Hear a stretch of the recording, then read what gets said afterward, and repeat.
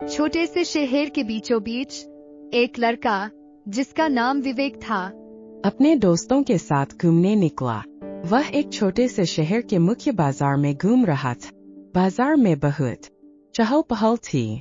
लोग खरीदारी कर रहे थे और बच्चे खेल रहे थे। विवेक के अंदर कुछ अजीब था जिसे कोई समझ नहीं पाया था। वह भीड़ में थोड़ा अलग थलग दिख रहा था। उसका चेहरा गंभीर और रहस्यमय था। जब वह शहर के बाजार में खड़ा था, उसने एक खूबसूरत लड़की को देखा। वह रंगीन कपड़े पहने हुए खड़ी थी और विवेक उसे देखता रह गया। वह लड़की के रूप रंग से इतना प्रभावित हुआ कि उसने अनजाने में अपनी जेब से एक छोटी सीटी निकाली और जोर से बजा दी। लड़की उसकी ओर चौंक कर देखने लगी।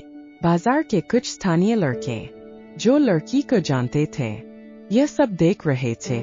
लड़के गुस्से में थे और विवेक को घूर रहे थे। गुस्से में उन लड़कों ने विवेक को घेर ली। वे उसे धमकाने लगे और उस पर चिल्लाने लगे। विवेक ने उनकी बातों का जवाब नहीं दिया। वह चुपचाप खड़ा रहा, लेकिन उसके चेहरे पर हल्की सी मुस्कान थी। सभी लड़के विवेक पर हमला करने के लिए आगे बढ़े।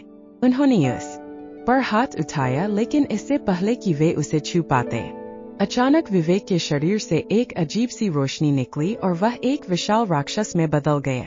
लड़के डर के मारे पीछे हट गए।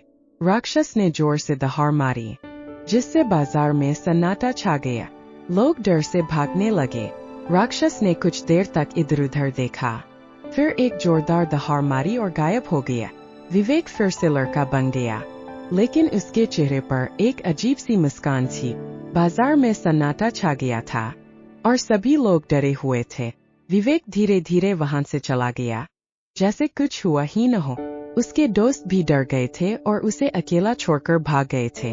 विवेक को इस घटना के बाद समझ आ गया था कि वह सामान्य नहीं है। वह एक अलग दुनिया से आया है। उसने अपनी इस शक्ति को स्वीकार किया और एक नई यात्रा पर निकल पड़ा।